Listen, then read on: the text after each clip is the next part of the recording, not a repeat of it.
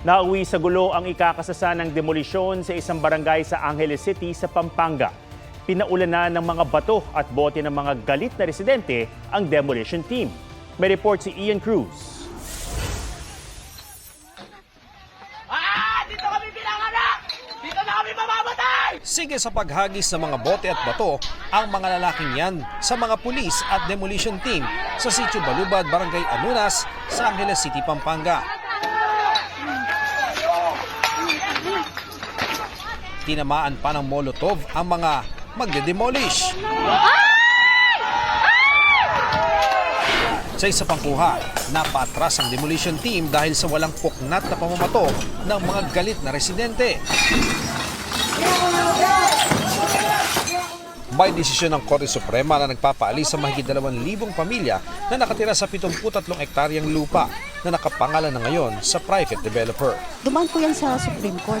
May penalty na po yan. Yung mga na-issue po mga titulo, na-cancelled na po yan. Ministerial lang po yung trabaho ng sheriff to implement the writ of execution and writ of demolition dated May 6, 2022. Wala pong TRO na para mag-stop ang sheriff.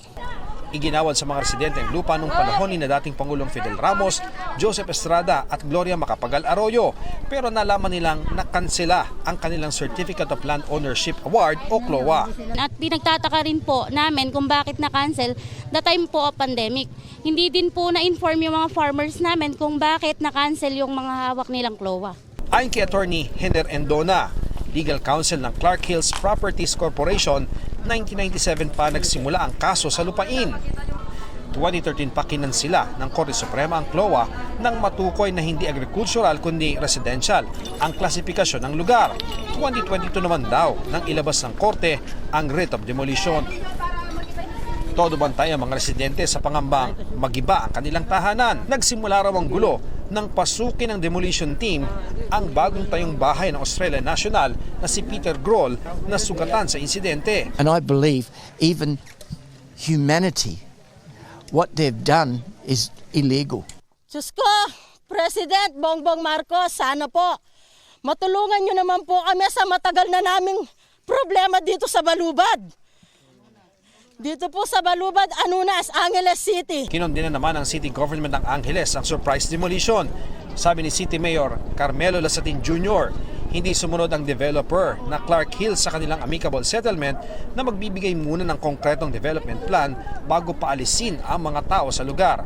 Dahil dyan, idineklara ng alkalde na itutuloy ng City Government ang planong pamamahagi ng pinag-aagawang lupa. Sinusubukan pa ng GMA Integrated News na makuha ang panig ng Clark Hills ukol dito. Ian Cruz nagbabalita para sa GMA Integrated News.